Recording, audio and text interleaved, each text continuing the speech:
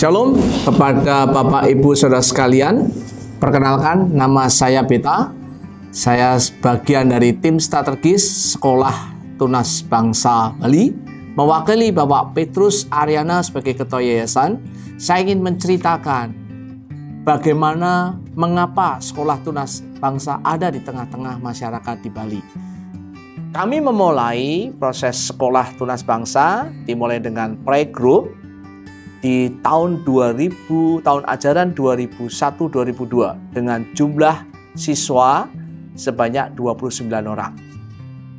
Apa yang menjadi tujuan Sekolah Tunas Bangsa ada di tengah-tengah masyarakat?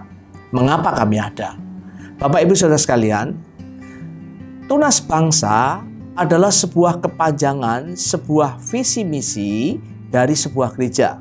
Gereja Abba dan Pasar atau Gereja Yesus Kristus Tuhan.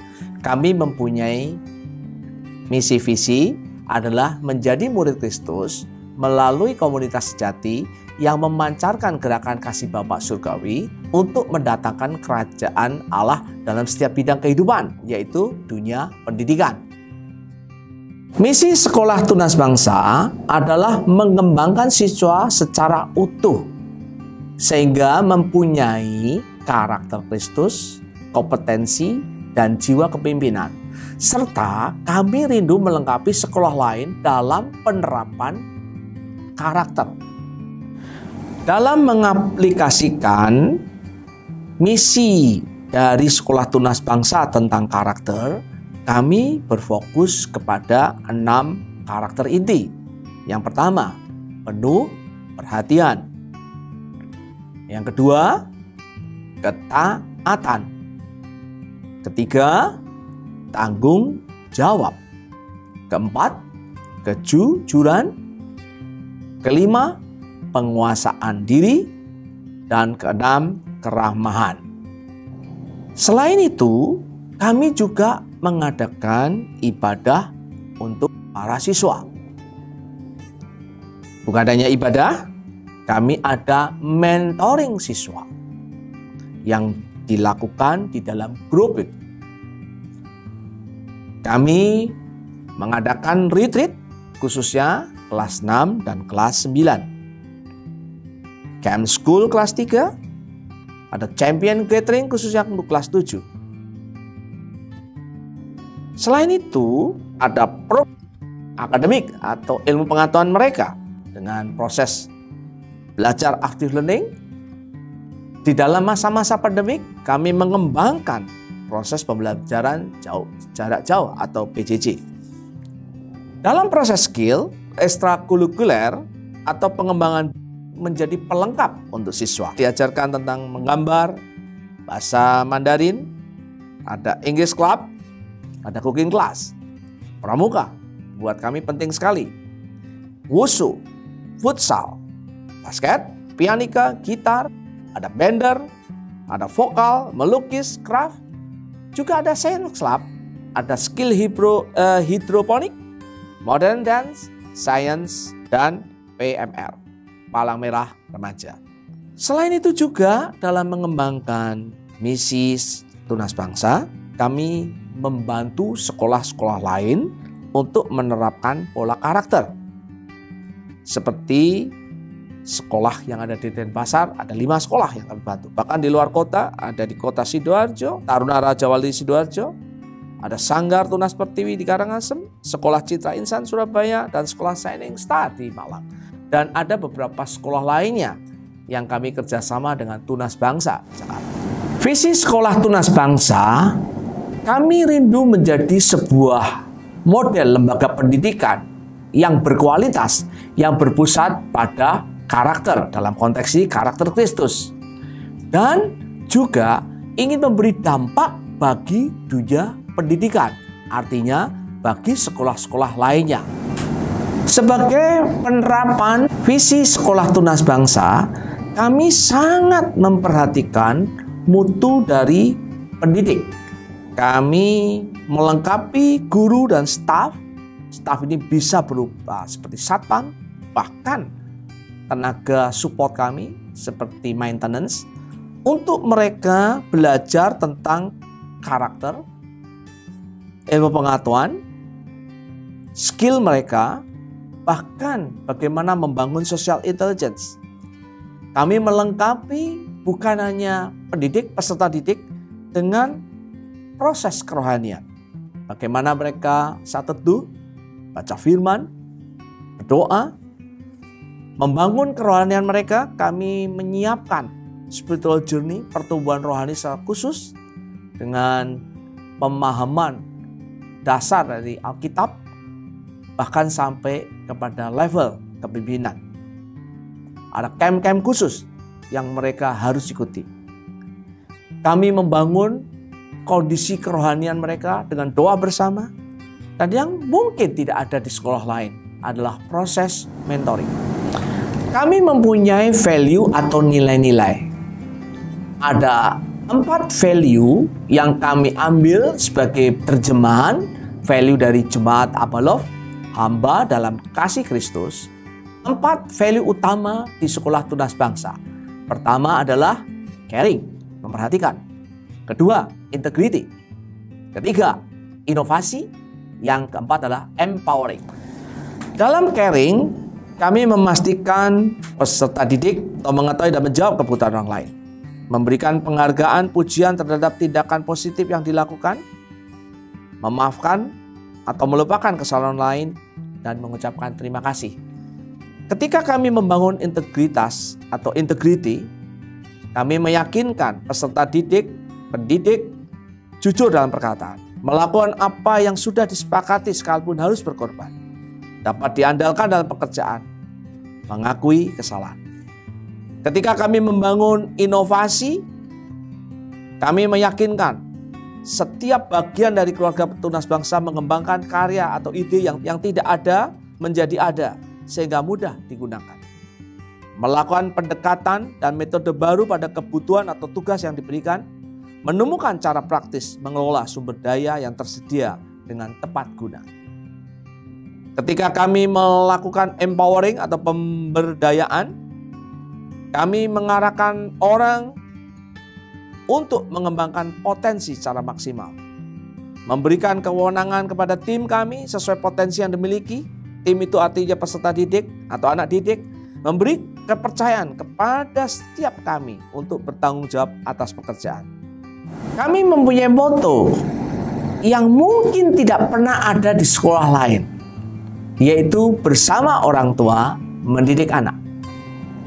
Dalam membangun motto ini, kami mempunyai 2 pendekatan, komunikasi formal dan komunikasi informal. Dalam komunikasi formal, kami ada 2 hal yang dilakukan. Secara tulisan, misalnya seperti pengisian buku saat teduh dan agenda siswa setiap hari, pengisian buku catatan ibadah setiap minggu. Secara lisan, kami mempunyai waktu belajar bersama orang tua murid, baik kelas kecil atau kelas besar. Kami ada pertemuan informasi pembelajaran atau PIP kami sebut. Ada seminar-seminar yang melengkapi orang tua. Selain itu, kami juga melibatkan orang tua murid dalam pembelajaran. Ada orang tua murid yang mengajar di kelas-kelas. Kami juga ada Career Day mengundang orang tua untuk terlibat memberikan informasi tentang pekerjaan mereka. Bahkan kami membangun yang namanya POMG, Persatuan Orang Tua Murid dan Guru, sehingga kami semakin mendidik siswa sesuai dengan tujuan kami. Kami juga rindu siswa melakukan apa yang menjadi value kami. Kami membuat budaya yang terlihat, terasa, dan terdata.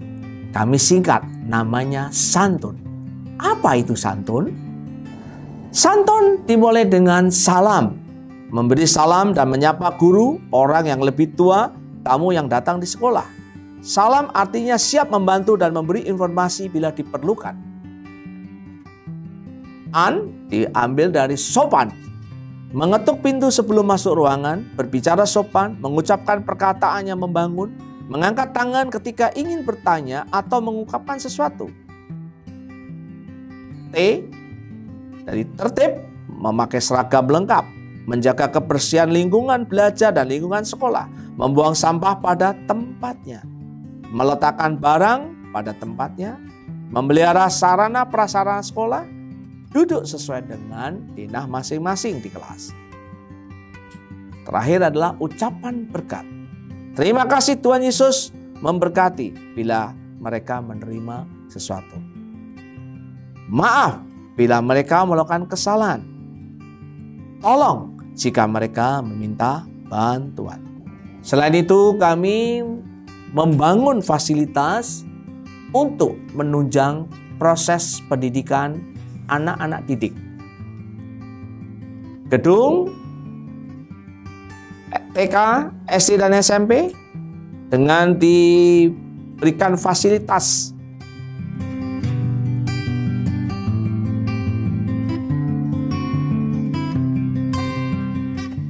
ada playground. Kami dalam masa-masa pandemi ini secara khusus kami membangun ruang studio untuk Zoom, untuk pembuatan video-video klip, lab IPA, lab komputer, perpustakaan, ruang kesehatan atau UKS, kantin, fasilitas olahraga, ruang terbuka dan ruang hijau di Sekolah Tunas Bangsa, tempat parkir yang memadai. Dan kami hari-hari ini pada masa pandemi menerapkan protokol kesehatan. Pada akhir video ini, kami ingin mengingatkan dua hal penting kepada para Bapak Ibu Saudara sekalian. Yang pertama, bahwa hari-hari ini orang yang mempengaruhi kerohanian seseorang, karakter seseorang adalah teman mereka. Teman yang ada di sekolah. Hal yang kedua yang saya ingin ungkapkan. Seorang ahli pertumbuhan anak-anak namanya Bron Van Beder mengatakan, anak-anak kita dalam masa perkembangan itu dipengaruhi oleh 4 komoditas. Mereka menyebut sebagai mesosystem. Yang pertama adalah yang disebut keluarga, family issue. Yang kedua adalah religious setting atau pendidikan agama mereka. Yang ketiga adalah teman mereka atau peer mereka. Yang keempat adalah sekolah. Apa yang ingin saya kaitkan sebagai penutup dari video ini? Sekolah Tunas Bangsa mengadopsi sebuah proses ini. Seperti saya katakan tadi, sekolah ini ada karena kepanjangan tangan sebuah gereja, religious setting. Kami melibatkan orang tua terlibat dengan moto bersama orang tua mendidik anak. Kami juga membangun peer group mereka. Kami ada proses mentoring secara kerohanian.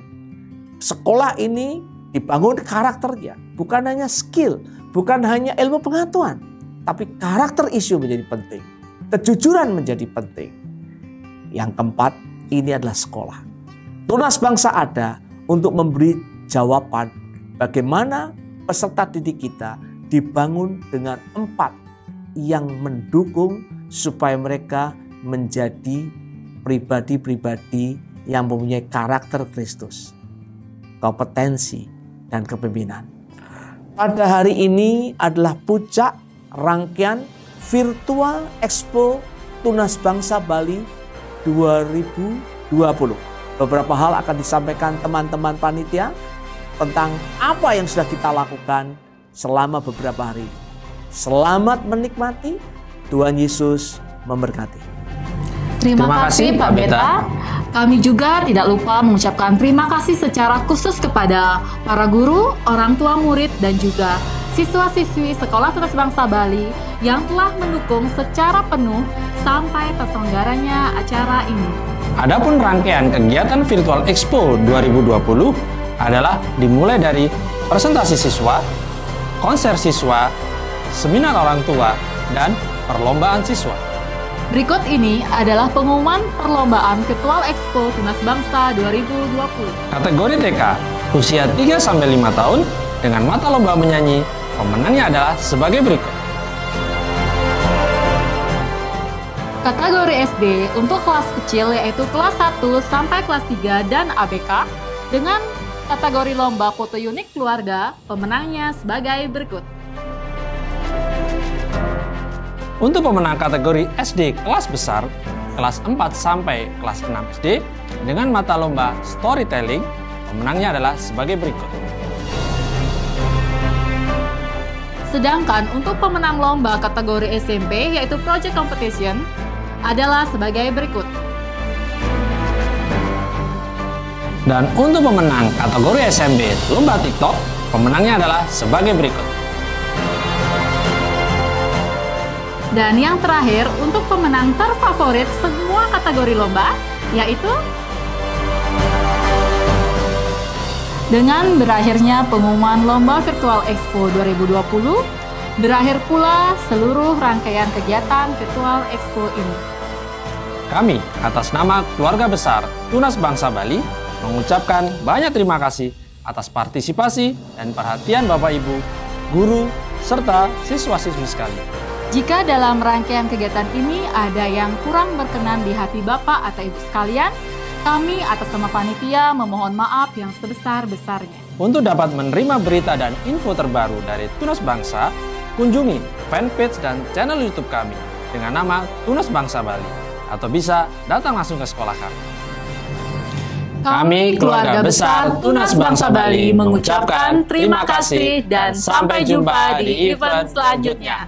Bye!